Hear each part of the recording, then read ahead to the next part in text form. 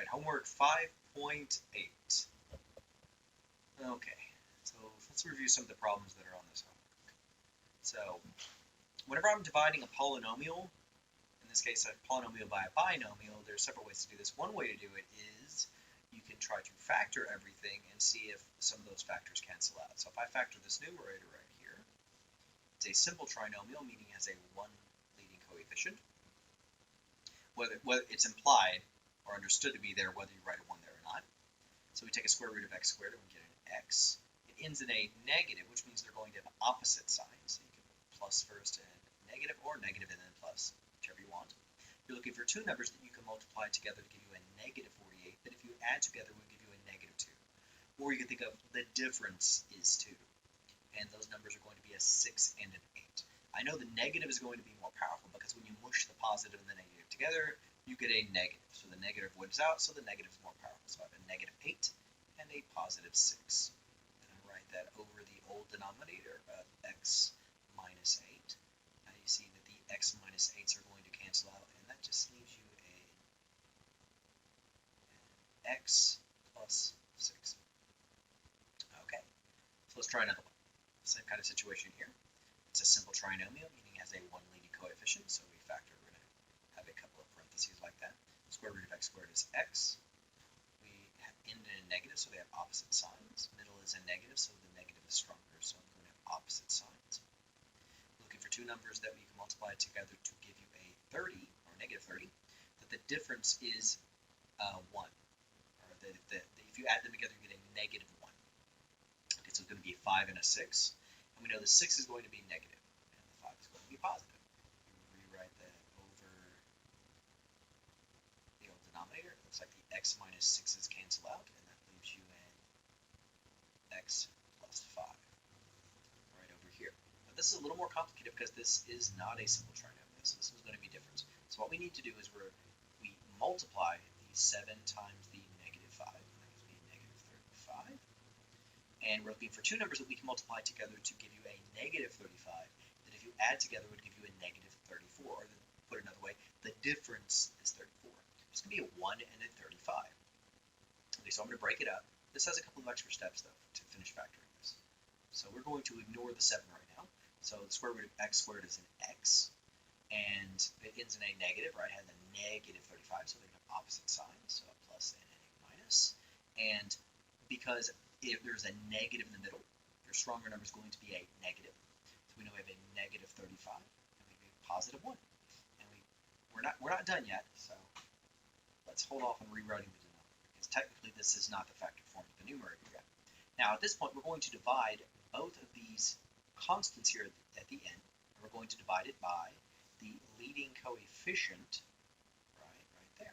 So we're going to do that. So I'm going to divide both of these by 7. Divide both of these by 7. Now, if it does go in evenly, or at least you're going to simplify where you can, and where you can't simplify, you're going to pool the denominator, whatever's left over. In this case, it didn't simplify at all, so I pull the entire 7 to the front, and that leaves me 7x plus 1. And in the second case, it actually simplified completely in that negative 35 divided by 7 is simply 5. Or you could say subtracting positive 35 divided by 7 is still a 5. Okay. Now that you've completely simplified the numerator, you factored it all out, now you're going to rewrite it over the denominator. So everything's factored. That's what I meant. Now at this point, we're going to see if anything cancels out. Sure enough, the x minus 5's cancel out. That gives you 7x plus 1. All right. So let's try it. Now, in this case, we're trying to divide. So there's a couple of ways of doing this. So we're going to do this just like we did before. We're going to try to factor. Now this is a simple trinomial, meaning it has a one leading coefficient, so we're going to try to factor this out.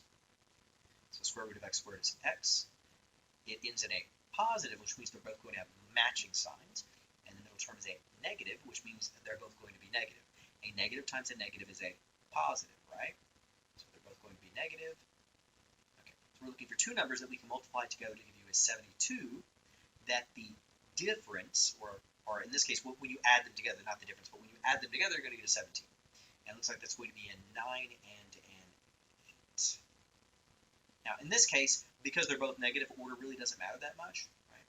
Now, technically, even order doesn't matter on the previous ones, as long as you have the correct sign next to the correct constant, right? So, for instance, when I had 7x plus 1, you want to make sure that's at plus 1, right? Or even more the case, whenever we have a plus and a minus here, make sure you have in this, the first one, we have a plus 6 and a negative 8. You could have rewritten it in the opposite order. You could have rewritten it in the opposite order like this. Okay. And you still would have ended up with the exact same answer. So in this case, order didn't matter so much, right? So just be aware that usually order doesn't matter, especially, when you put these parentheses. And again, I could have rewritten even over here, I could have rewritten it as x minus 5 times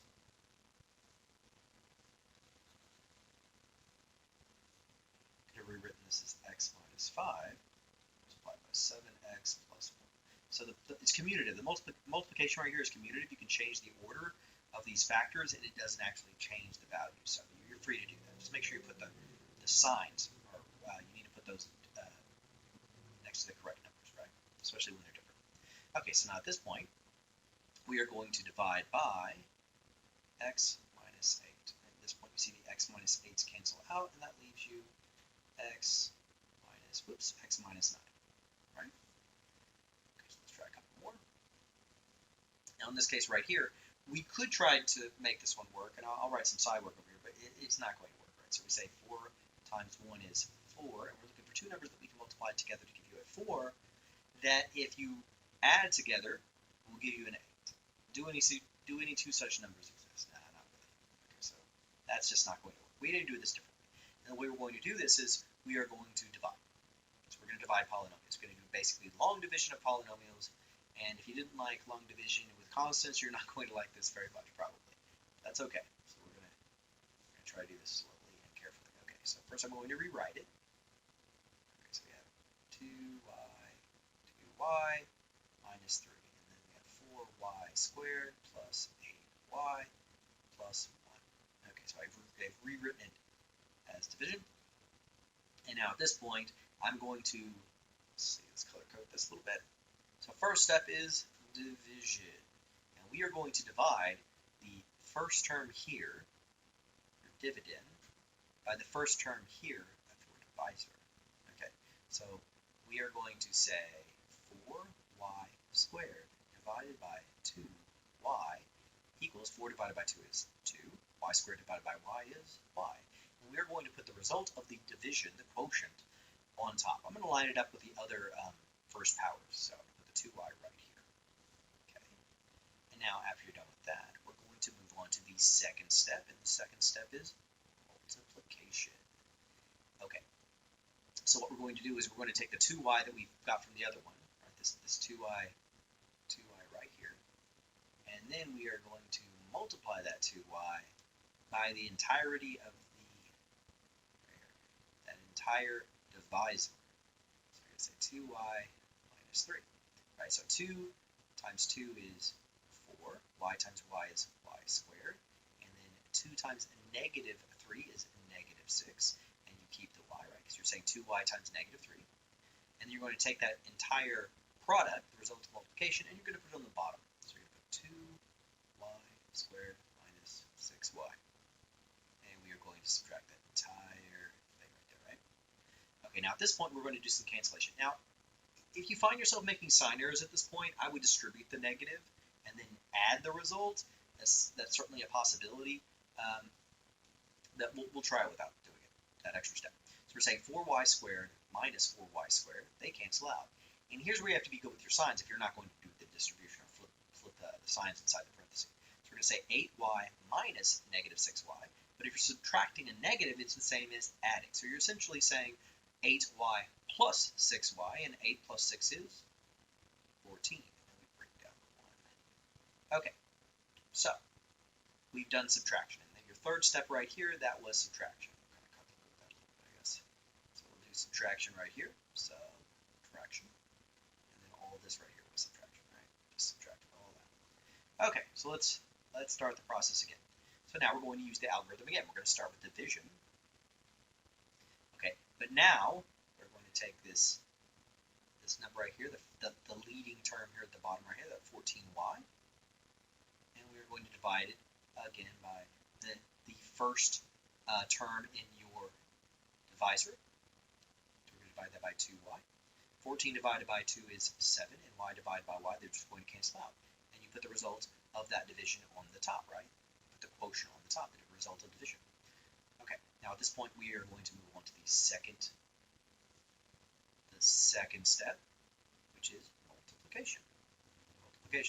So we're going to take that 7, right, the 7 that we got from the previous step, and we are going to multiply. We're going to multiply by the divisor, the entire divisor. Okay, so 7 times 2 is 14. We keep the y, right? And then we say 7 times negative 3, which would be negative 21. And we write the result of that on the bottom. So, oops. So we say 14y, put 14 right there, and then we have them subtracting the 21. Okay, now we're moving on to the third step. And the third step is subtraction again, right? So the third step is subtraction. We have to subtract the whole thing, right?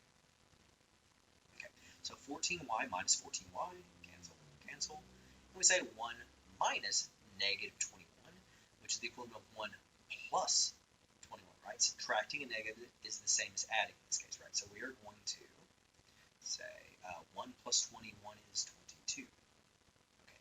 Now we tried to do this step again, the division step again, but it's not really going to work this time. Okay. So what I mean, we say we try to divide the 22 by the 2y.